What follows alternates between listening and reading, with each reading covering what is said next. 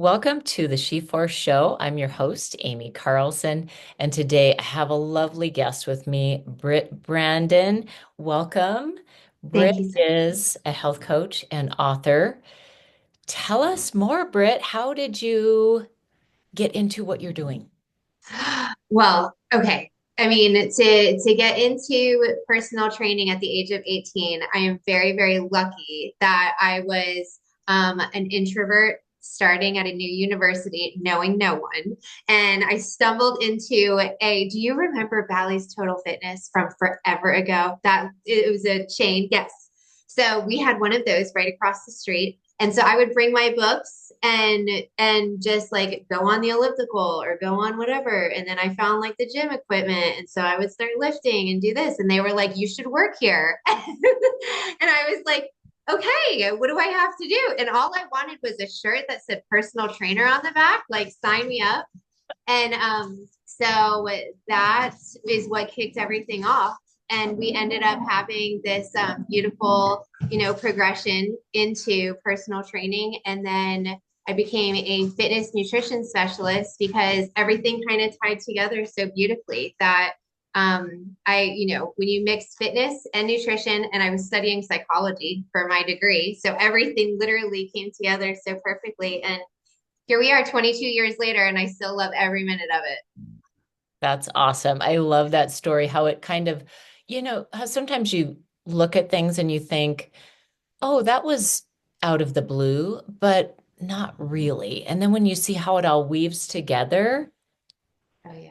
yes. I call it divine design. I mean, it's just there's no way of explaining. Do you know Albert Einstein used to say that God is coincidences are God's way of staying anonymous? Have you ever heard of that quote? I love that because I That's a think great one.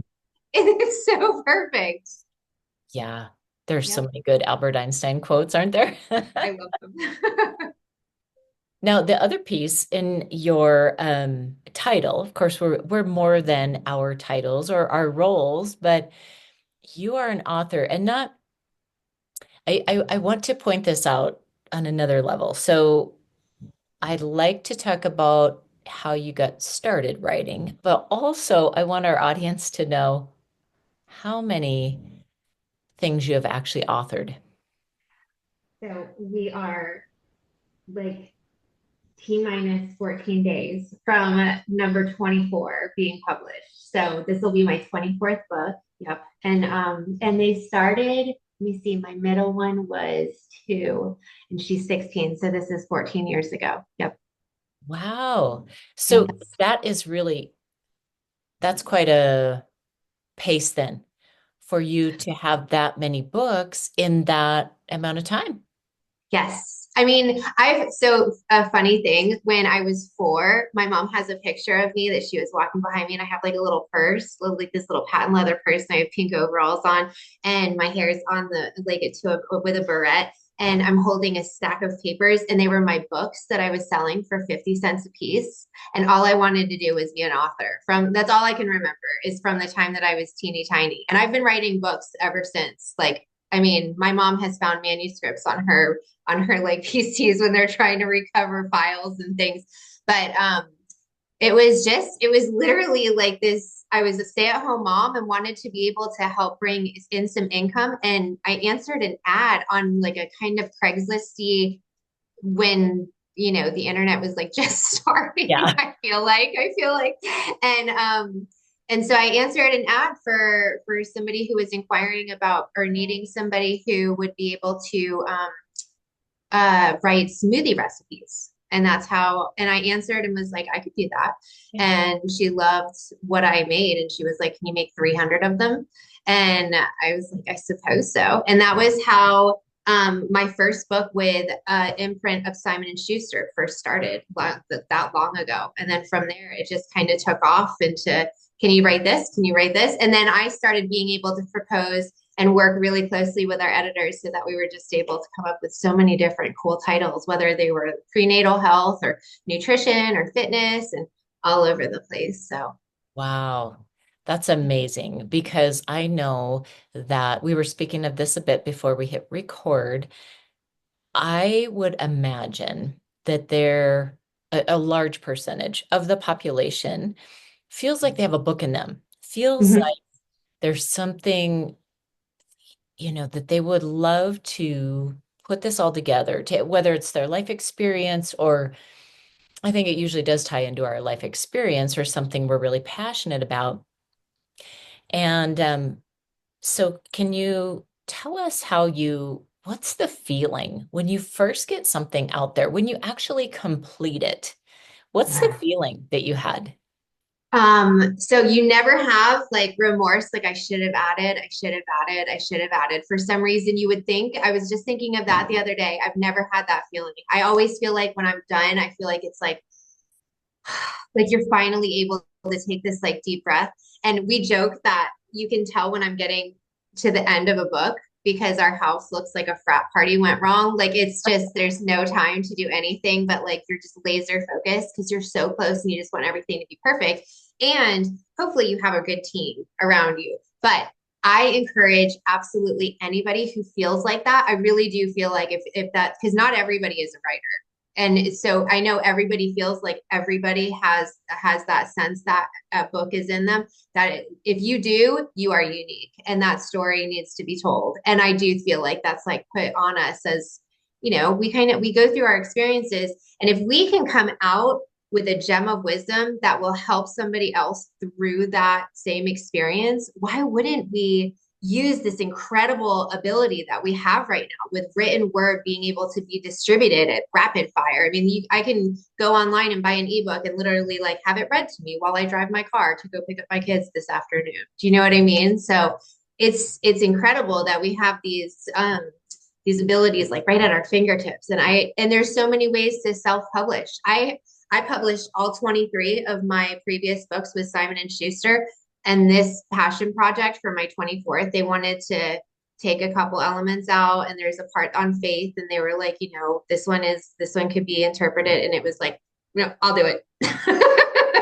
So self-publishing is also, I mean, I have a ton of friends actually who are authors, and we're all now part of, and your book can get picked up if you want it to, eventually. But if it's a passion project of yours, you can self-publish and then promote and connect with other people who can help you promote. And, so everybody who believes they have a story in them has the ability to get it out. Oh, that's so inspiring. And I like that you said um, you are rare if you're feeling that. And Absolutely. so that to me, that kind of adds that inspiration. Like, oh, okay, I do want to take the next step or follow through or maybe get into, it sounds like you have maybe a group around you that sort of helps. I don't know if it's an authors group or maybe more than one group that kind of helps you move forward, move through, brainstorm with.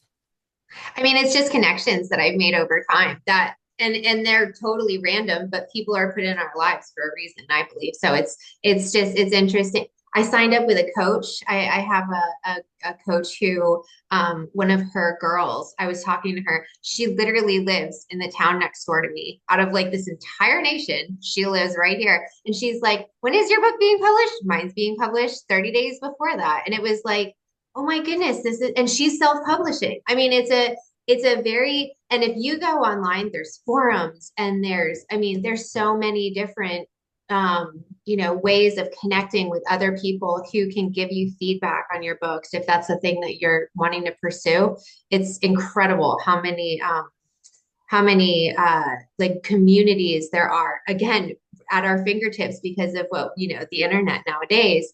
But it's definitely something, if I think if you have it on your heart to put something out there, it's definitely something to pursue. That's awesome. So we'll Yes. have the information about your new book in the show notes too. Can you share the title or is that not Absolutely. No, no. So it's called She Rises and Thrives, Loving Life in Recovery. beautiful? Thank you. Thank you. And the way, so we originally, it's funny because so we originally I started the book for women who were in recovery from addiction and, alcoholism with drugs, whatever the case might be. But then because of my history with trauma, that kind of came in. And then I was working with clients and it was like, well, what about mine from grief? Like you've been helping me and mine's with grief. And it was like, oh yeah. And then it was like, well, what about mine? What about illness and disease? And it was like, oh yeah, well, we should include you. And so it's really been this beautiful transformation where it started with, the intention of being able to help women who were hurting, struggling with, this really dark time in their lives. But it's really for absolute, and now I've been, in communication with people who are like, oh my gosh, I'm a new empty nester. And this totally helped me just realize that all of these different components of my life, I can focus on these and my life gets better. And it's really neat how it's kind of like no matter where you are, whether you're focusing on you or your problem, it's really a lot more conducive to healing and becoming more whole if you focus on yourself. So that's what the book is. I love it. I mean, I'm reading it again right now because because we're in the copy editing, but we use a focus on 6 areas of life. And it's really simple. It's just food, fitness, fun, fellowship, faith, and sleep. And so, yep. I completely agree that oftentimes we overcomplicate things. So just hearing you say that, you know what, there's this, here's what it is, it's these elements, and I love that most of them start with the same letter too. And then that sleep is in there because that is so absolutely important. So, do you know that I will have clients who think that they have everything in line and they're like, I don't know what is going on. Like, I can't figure this out. I've been to all of these people and these people can't figure it out. And so, and when I get a new client, I ask them, I want to know 4 things. I want to know how's your energy throughout the day, your hunger throughout the day, your strength and stamina while you work out or do any activities throughout the day, and your sleep. And from those 4 questions, I can pretty much now, I mean, now after doing this for 22 years, but I can zone in on the next bunch of questions and we can narrow it down to something. And a lot of the time people will say like, oh, my sleep is awful. And it is when you mess with your sleep, you mess with your hormones, you mess with I mean, you name it. And when you start messing with your hormones, it is a losing battle. So sleep is one of the first things that if I can encourage anybody to work on anything, it is like safeguard your sleep like a ninja. Safeguard your sleep like a ninja. Yeah, there's a Yeah. good quote.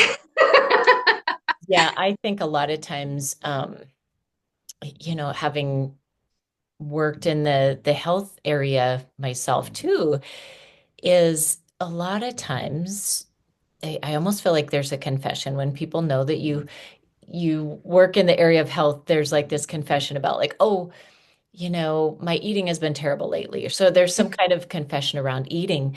But as you're talking about how you approach it with sleep too, we can be so hard on ourselves about this one activity of eating. And yet, if our sleep is not there for us, it's not about willpower. It's not about, you know, Exactly. You're in a losing battle. And so I'm big on providing examples that help my clients understand. So, because it's kind of when you say like you're up against hormones, people are like, oh, like I don't. A lot of people will say like I don't have my cycle anymore, or whatever the case might be, and it's like no, we're talking about cortisol. Like cortisol is your stress and sleep hormone, and so when my kids have swim team, we are inherently home at like 9 p.m. and it is way past my bedtime.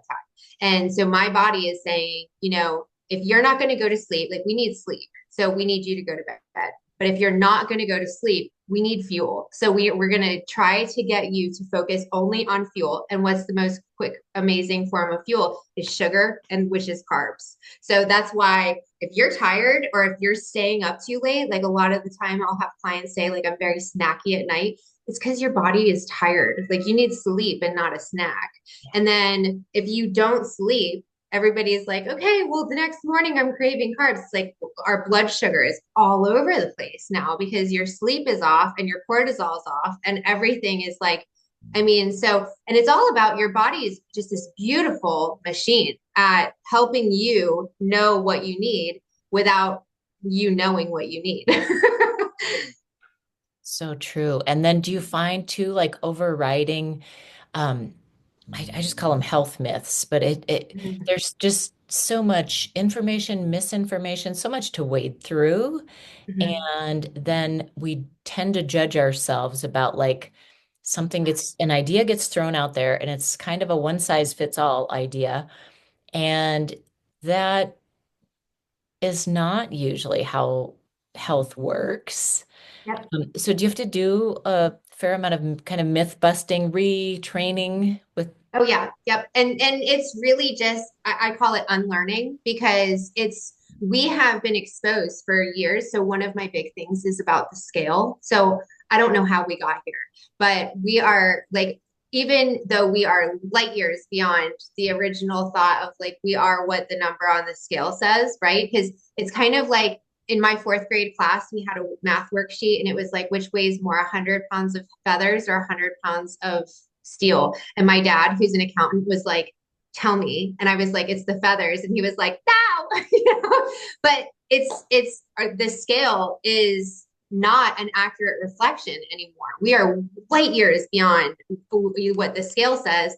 And so I liken it to I train for triathlons from April through August. And during those months, my scale skyrockets, but I stay the same size. And so I am putting on tons of muscle mass, but I am staying the same size. And so it's, you know, I have clients who are saying, like, oh my gosh, the scale is stuck or it's going up. And it's so I implore all clients, we take progress photos and measurements along with their weight so that they get the full picture because it is incredible how you will literally shrink as a person, but the scale will go up. And so that's one of the things is the scale has been this gold standard for so long and we have to unlearn or a lot of people have to put this. I have tons of clients who put the scale away. My daughters will be like, it'll be May or June and I'll be freaking out and they're like, the scale needs to go away. So it's a lot. I mean, we've been inundated with mass media marketing. That's beautiful. It's a multi-billion dollar a year industry that does a great job. And that's what we have been inundated with is that we have to be this size or this weight. And I mean, I'll have people think that I'm a certain weight and I haven't weighed that since I was an infant. And it's just, you know, the scale is not the gold standard anymore. So, yeah. Good for you. I love the description of that. And I have this question. I'm just curious because it's Yeah. coming to mind for me, but this may not be the reality of it.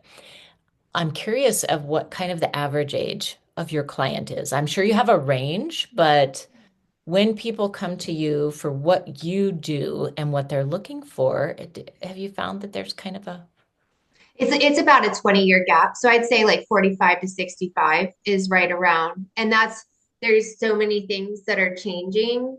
And I feel like people who are 35 to 45 are kind of in the beginning, but are still trying to figure it out on their own.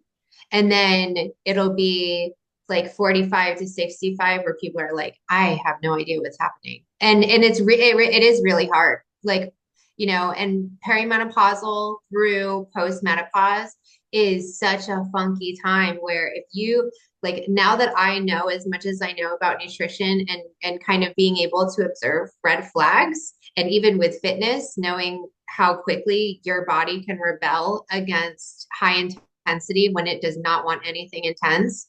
um it's I can see and feel how it would be so overwhelming that it's just kind of like it's almost like everybody needs to be able to have the information that a coach can provide just so that you can breathe and at least know like okay these are what I should be looking out for in terms of red flags or Yeah.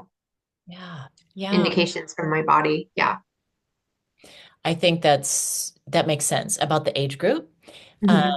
and what's going on, and maybe like a certain level of frustration. Got Yeah. to a certain level of frustration trying the kind of traditional routes too. Um, and the fact is, I'm imagining you would probably second this, there doesn't seem to be that much research for women in particular studied on certain things. And then women of older, you know, beyond age 40 related to studies as well. So, Mhm. um, I absolutely agree. And I think it's coming more because it's so starkly I mean, it is very sad that I mean, even in terms of PCOS or endometriosis, we know nothing. And it is shocking to me how we have that we're here with so many people who suffer from this. And it's like, I don't know, or even like, I mean, like, I'm like praying for menopause and I'm like, I go to my doctor and I'm like, how do we know? And she's like, we can like do these like voodoo thing, like I mean it's like basically like rain dances and like, and so it's kind of, we know so little about the woman's body. But that makes it so much more important for us to be so in tune with who we are. Like, I mean, whether you're tracking hunger, tracking, I mean, activity, tracking your response to activity, like nobody should feel fatigued all the time. Like if people are tired all the time, it's like that's your body's like SOS, like so and so I think, and just like you were saying, it's kind of like the unlearning thing. It's not a one size fits all. And it's so important to give ourselves grace while we're trying to figure out what's good for our unique selves. yeah, Mm-hmm. absolutely. I love that grace piece too. That is how I feel like that's the exhale. And Yep. that is there's acceptance in there. And then, there's the quote about when we can accept, that's when change can happen, right? So it's not like trying to change. Oh, I just got chills. Yes, I love that. I do. Yeah. I truly, yes, I believe that. Yeah. Yeah. And so kind of tying this back, I just had this thought too. So tying this back to when you were mentioning about unlearning and how the mass market, the way that they market, it's a big market. The health and well-being kind of Yeah. industry and what all fits into that. And especially with this age group of women that we're talking about, like over age 40. If we just said that, over age 40, that is, I read this once, that is like the biggest, quickest growing Mhm. market. And women of these ages also are powerful economically. So they've got money to buy things. And so it kind of perplexes me about how the whole health marketing sometimes just completely, they either pigeonhole this group Yeah. of women, like, oh, this is probably what you're dealing with, Yeah. or you're just kind of left out of the equation. So in some ways, I feel like it actually creates an opportunity. So for health coaches like you, I think though, so and it is interesting how I think we have like these little pockets of of people who almost like are undervalued, right? Like teachers come to mind. And like all of these, like it's like these people who have like this wisdom that like could help us, but it's kind of like there's either so many of them or we just don't know who's the reputable ones of them. And so unlike doctors, and I say this in my book, like I am not a medical professional, and so obviously I don't want anybody to, take what I'm saying as like medicine. But I've seen a ton, like, I mean, having worked with over 10,000 women, I have seen a ton of, examples of things. And it's like the detective work that goes into it starts to be just like I said, you ask like one question, and then that answer to that one question is like, bloop, okay, opens this up. And then it's like, okay, so let's deal with this. So there's a lot when people have seen a lot. And I think if we had more attention on the women who have worked with women, I mean, maybe men, I don't know. I find it's kind of like if I was working with, like I had a a male OB who I worked with for a little bit, and it was like, you got to get out of here. Like, I don't even like this one over here. He's had 5 kids. I'll talk to her. And it's not anything bad, but I knew that she knew what I was thinking and going through. And so there's a lot that I feel like we unpack I mean, I have a friend right now who she's like, she cries and she feels emotional and she's like, I don't know what's going on, but I know it's menopause and all of these. And it's like, for just from having her conversations and from having the experiences that I've had with so many women, it's like I have all of these things that we can troubleshoot, but it's like there's so many opportunities for misinformation too. And so I feel like when people go on, just like I was saying with the high intensity, there's nothing worse for people who have stress systems than to add insane stress. But if you add Pilates or yoga, it'll transform your world. Do you know what I mean? And From meditation, personal experience, yes. right? Same here, same here. So I taught HIIT forever, and I was like, oh my gosh, I feel so exhausted all the time, and I'm trying to get my workouts done, and it was like it was like a 2x4. I was like, oh my gosh, I think I need to do Pilates. And then I started doing Pilates, and it was like I started seeing and feeling changes in my body that I had been looking for that I couldn't achieve with the previous workout routine. And then all I did was slow down, and my body was like, thank you. Do you know what I mean? And Yep. so there are so many different things that we can start in like integrating into our thinking when it comes to women over 40, but I just don't think a lot of people are doing that. And so it is interesting. And I think I'm hopeful that we're going to have more as we become the more predominant group of the population. I think we will. And just like you said, we're powerful and we're here and we're like, what about us? Like, I'd like to know what's going, like my friend who's like, I don't know why I'm crying. And it's like, we can figure this out. Yeah. So it's like, we need to be spending more attention, paying more attention to these like women issues to just even, even hot flashes. I mean, I am a big believer in like nutrition is 80% of the game, no matter what you're doing. And I feel like we are so far away from having, a really honest talk about nutrition on a big grand scheme where like, if this is an issue, then this is where we need to at least start our focus. Right. And it Mhm. makes sense to talk about food because it's something that we all do, we all eat. But it's so often like in typical conversations, in typical settings, at least in my experience, it's usually not asked. So if you come in with a symptom, something that I don't even know if I've ever encountered this unless I went to somebody specific for it.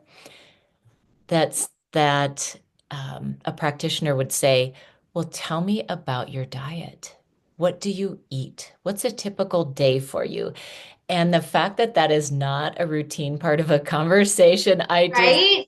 yeah, Yes, that and sleep. I mean, the two biggest things. And I feel like just like, I mean, that long answer that I provided before, but it's like these health professionals who have worked with women who are in this age bracket of, 40, 45 over. It's like, that's my first question is what are you eating? Because we're either not eating enough or we're eating too much. The fact that like every woman on the planet doesn't track what we're consuming to see where we're falling in terms of protein and fat consumption boggles my mind because it's like that right there I feel like would turn around the health of so many women. And so it's the more conversations that we have the better, but I think that focus on like nutrition and sleep being the first questions. I mean, if everything is good to go, fantastic. We've ruled out a ton, and then we can move on to, I mean, and on to other questions. But those two are huge because inflammation wreaks havoc, indigestion wreaks havoc. I mean, we know how important the gut is now. It's like it boggles my mind that that's not the first question. 100%. I'm totally Yeah. with you on that. And, it also, this just came to mind as well as we're talking about this and some of the frustrations that come from this. Um, the beauty of this, and I know that you appreciate this too, because I can tell that you are someone, you have this innate optimism about you, like this positive expectation, not only about life, but I imagine with whoever you work with on whatever topic it is about. And so the word that's coming to mind for me is mystery. So there's a lot of mystery around women, women's health, and that can be a beautiful thing. Like it's kind of an invitation to, as we spoke of before, and even before we hit the record button, about that invitation to know self, to get to know self. And since some of these things may not be laid out for us right now, and some of them maybe are always going to be shrouded in mystery, I don't know, like um, there's just a lot. There's a lot about cycles and hormones and things that are just a big kind of wow. And so within that mystery, being able to view that as a really beautiful and curious thing, I think that just weaves right in to what we've been talking about and can add a bit of light and hopefulness to Oh, all of it. absolutely. Absolutely. And I think, I mean, we're with us forever, right? Like it's you and you, and that's it. So like that's what I tell my clients. Like I had somebody the other day tell me like I'm like over it. And it was like, well, let's figure out how to get back into it because it's you and you, baby.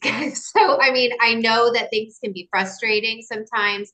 And that's part of like the whole game that kind of keeps it important is that we really need to pay. I was telling you before we hit record. I mean, having just learned in the past year how I process grief is mind-boggling. And it has opened up this whole new world for me, and I can communicate it to my kids. And so now they know to pay attention to how they're feeling. And like it might not just be that we're having a down day, like follow the thread and figure out like, are you trying to process something that you can help yourself?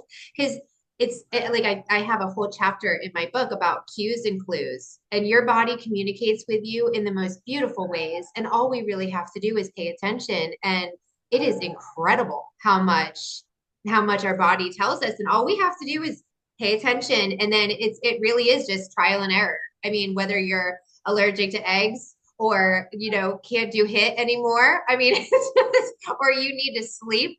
I mean, it's just incredible. And our body's so simple. And it's like we do make things so much more complex than they need to be sometimes. But if you bring it back to basics, it is beautiful I mean, I feel better at 40 than I did when I was 20 by far. And I mean, and I felt like I was healthy then. And now it's just, I mean, we were just talking yesterday. Like my kids were like, I hope I live to be, and everybody's saying, and I was like, I want to be 122 and like playing pickleball every day until because it's incredible when you do feel good and just being able to, I mean, you have to give yourself grace, right? When you're not feeling 100%, but you also really have to tune in and just say like, why, what, like, I mean, it can be as simple as like you need to drink more water, but it's just really cool to think, our bodies just really tell us so much.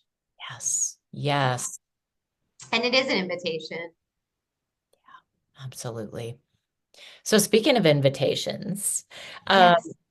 we're going to have everything available in the show notes, how people can connect with you, follow you, see what you're up to, find out when your book releases, about your other books. But do you want to just, you know, verbalize as well? What's a great way to connect with you? Kind of what you've got coming up if you want to say anything about that.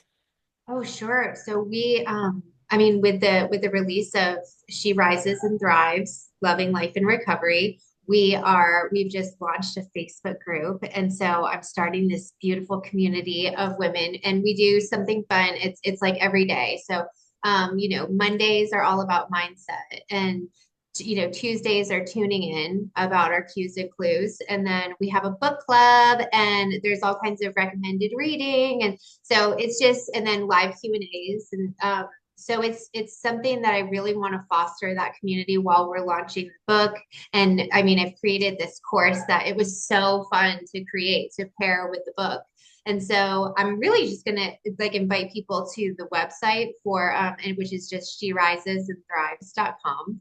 And I have you're able to communicate with me right through the website. And I'm just excited to be able to, like I said, I just, even if I'm able to help one woman who's, hurting and needs hope, that my mission will be accomplished. Ah, well, it's so wonderful to hear your passion, to see how I think this conversation has been really fun in the way as well of just connecting these things like the authoring books, which was just has sounds like it's just been a part of you ever since you were tiny. Little. Yeah.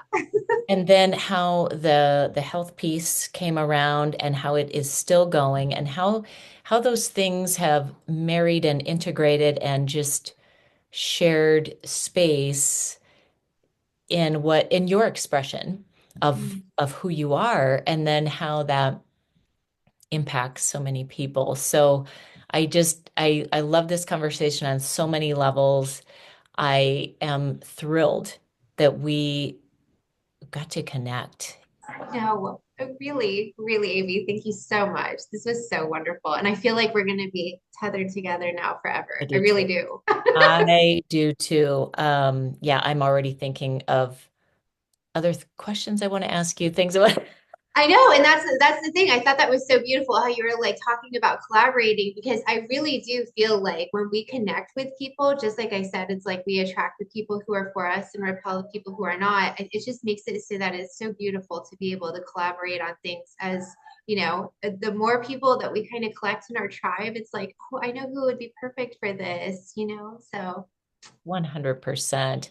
Well, thank you so much for taking time out today. I'm super excited for everyone that gets to benefit from listening to this conversation. And then now you'll know how to reach out to Britt and also see what she's doing. And um, cheers. Cheers to the unfolding. absolutely, absolutely. Second that.